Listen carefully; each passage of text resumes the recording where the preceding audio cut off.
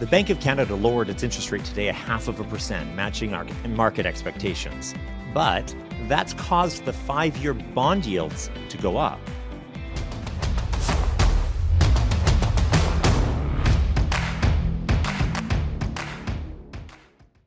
When the Bank of Canada lowers its interest rate, inevitably people ask me if the fixed interest rates on their pre-approval have gone down or if fixed rates are going down. Oftentimes people want to wait until the next rate announcement to see what happens to rates.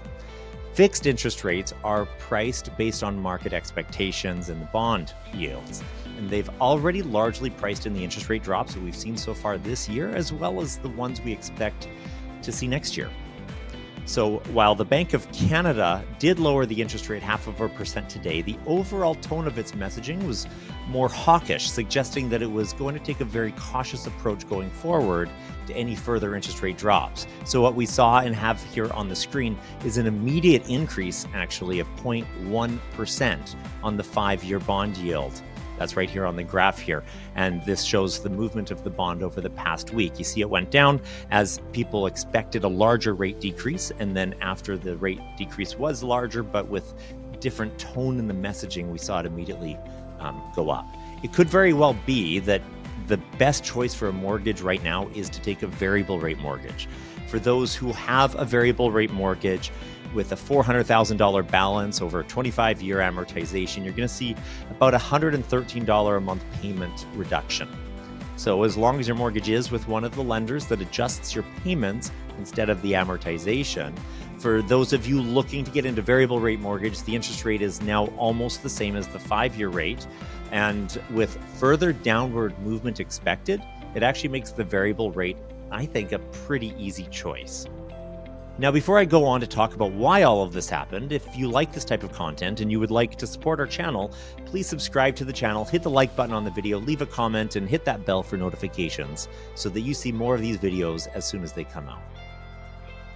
Now, there's a few reasons why the Bank of Canada made the choice today to have this very large rate decrease.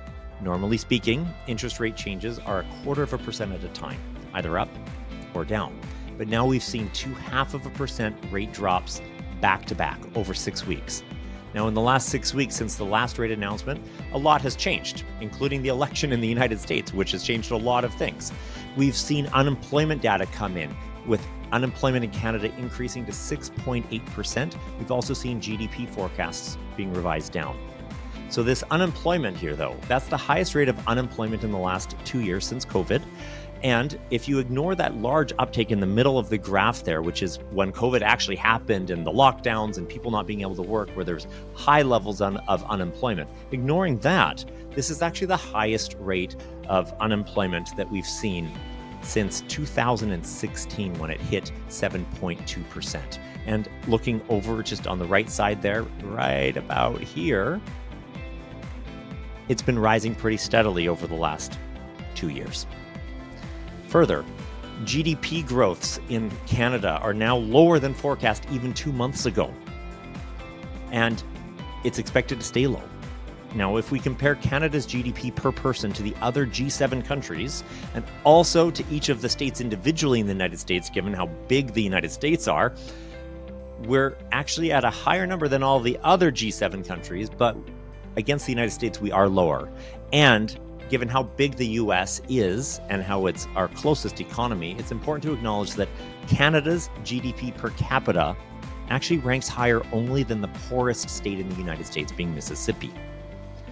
We really could and should do better here with our productivity here in Canada.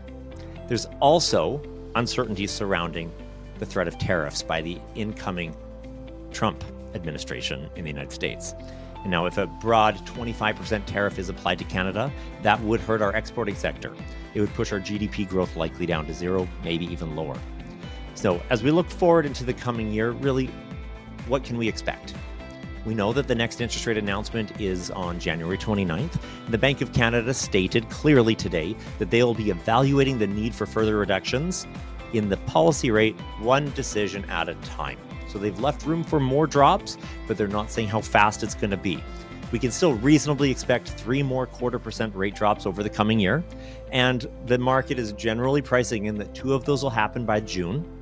so over the next 6 months, and then with another one happening in the last half of the year. Now, if that trade tariff stuff happens, we might see more need for further interest rate decreases. Nothing's certain at this point. Now, if you've listened this far and you want to see how this could apply to you, please reach out to me. Reach out to my team using the information available in the description, and I look forward to hearing from you.